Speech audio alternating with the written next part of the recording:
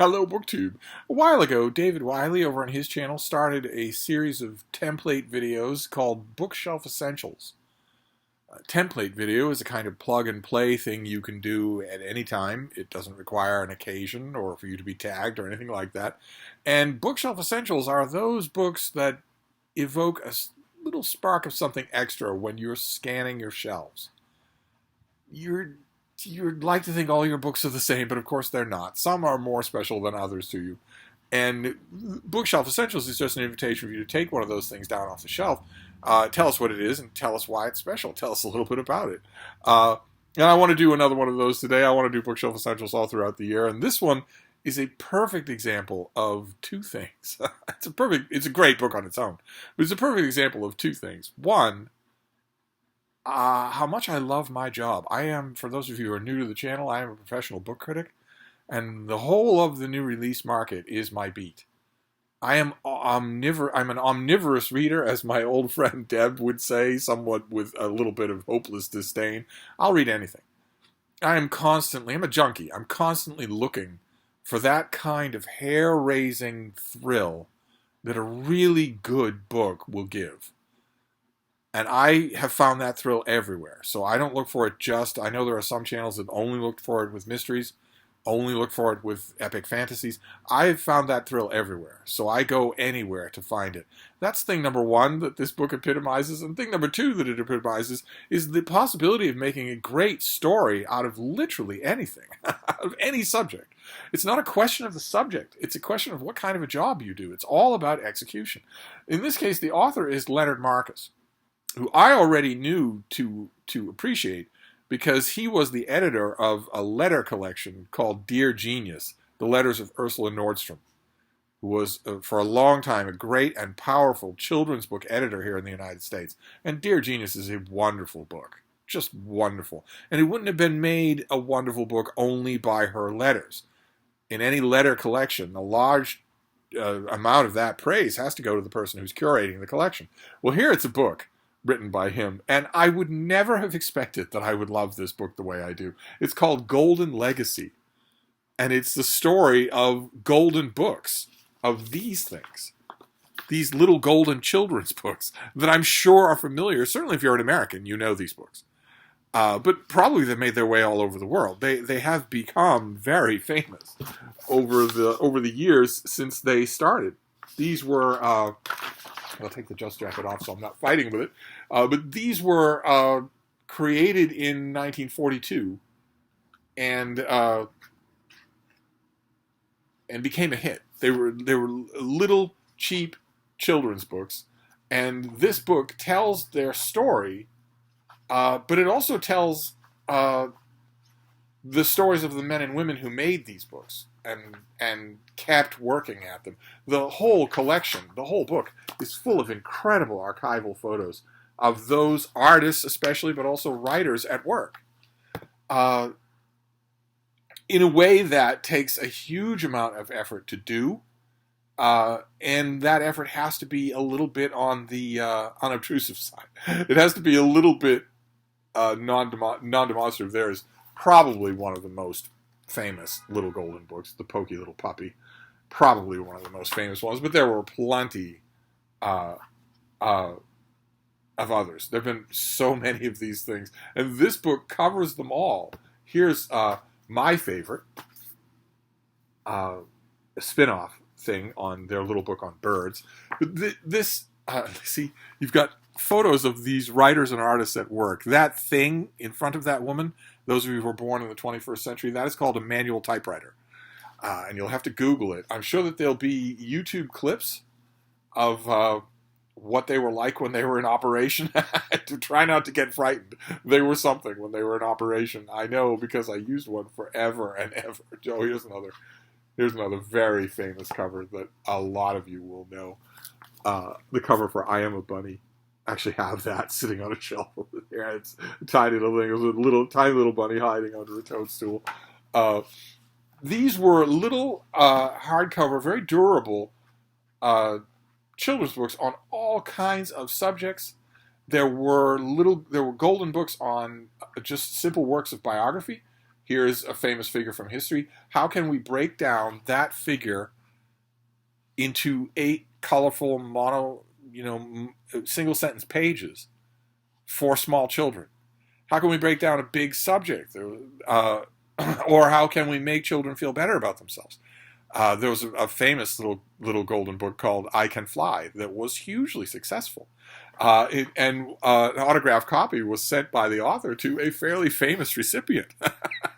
Again, if you were born in the 21st century, you're not going to recognize who either of those people are, but you can Google them. And there's a note here from the woman there is Jacqueline Kennedy. There's a note here, "Dear Miss Blair, how perfectly sweet of you to send Caroline the autographed copy of one of her favorite books. This we will treasure."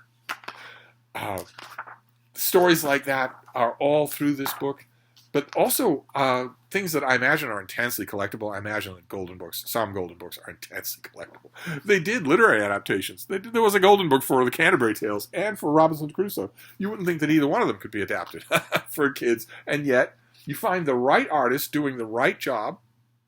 You get together a golden book on dinosaurs.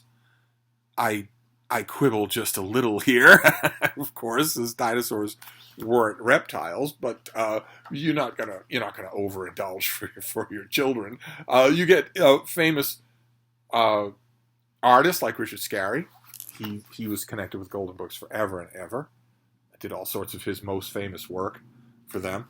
This book not only shows you all of that archival stuff, all of the very beginnings, the magazines and publications that presaged golden books in tone and attitude, but it also takes you into the lives of the men and women who made these things and how they got this dream off the ground, where they found the money, how they knew when it was first a success, how they decided how to expand it, where the work was done, who needed help or maybe an attitude adjustment along the way. Leonard Marcus does a terrific job telling this story. Just terrific. In a way that, like I mentioned, with Ursula Le Guin's letters, or Ursula Nordstrom's letters, it won't just happen on its own. And the key mark of genius in a book like this is for it to seem like it is happening on its own. Like, of course, if you tell Golden Book's story, it will be a bookshelf essential. But no. If you gave this same material to somebody else, this could easily be dull. What I'm trying to say here is that if you took all the pictures out of this book, and the pictures are its glory, if you took all the pictures out of this book, it would still be incredibly interesting. The author is doing that, which is why this has been reprinted a few times. This volume has been reprinted a few times. I remember being so enchanted when I came across this reprint volume. When was this? I don't know if this volume is even going to tell me. 2007. I came across this volume in 2007, no, it must have been later than that. 2007 is when this came out, but this has had a number of different editions. When is the latest one? Well, no, it might be 2007. I don't see a later edition. I thought I encountered this later than that. Well, one way to know when I encountered it is what are you doing back there, pokey little puppy? Huh? What are you doing? What are you doing, baby? Oh, it's my girl. Come down here. Come down here. There you go. Oh, some Frida yoga for you. Whoa.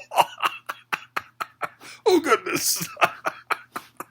Goodness gracious, baby. One way to know for sure when I encountered this particular edition will be to find my review of it. I wrote a review of this, and that's one of the things I was talking about, is how much I love my job, is that I can never predict where I'm going to encounter a bookshelf essential. I can never predict when I'm going to encounter a book where, regardless of whether or not I went into it thinking I would be interested in the subject, I come out of it thinking, boy, oh boy, was that good. That just made my day. I believe firmly that we are, all of us, all readers, I believe, are constantly in search of bookshelf essentials.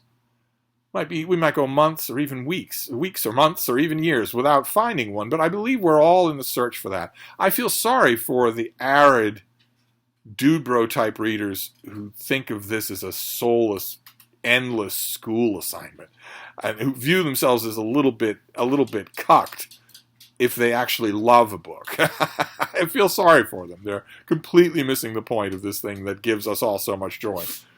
I believe the rest of us, though, are looking for that weird, odd book that just thrills us. And this is wonderful. As a collaborative story of decades of creativity, all sorts of personalities coming together and then doing what personalities have to do when it's kids' books that you're making once upon a time. What you had to do when you were making kids' books was to come together with all of your different talent levels and ego levels and then sublimate them all, tamp them down, and make a product for the kids. Make a product that kids will like, that'll be good for them, regardless of what kind of a prima donna you are anywhere else. It's an amazing process to see play out over and over again in the profiles and stories that are in this book. Quite apart from the artwork, although a little more artwork certainly can't hurt, right? Before I wrap this up, there's the little red hen. Yes, there's the little red hen in the kitchen. See the classic Golden Book art style that very seldom changed.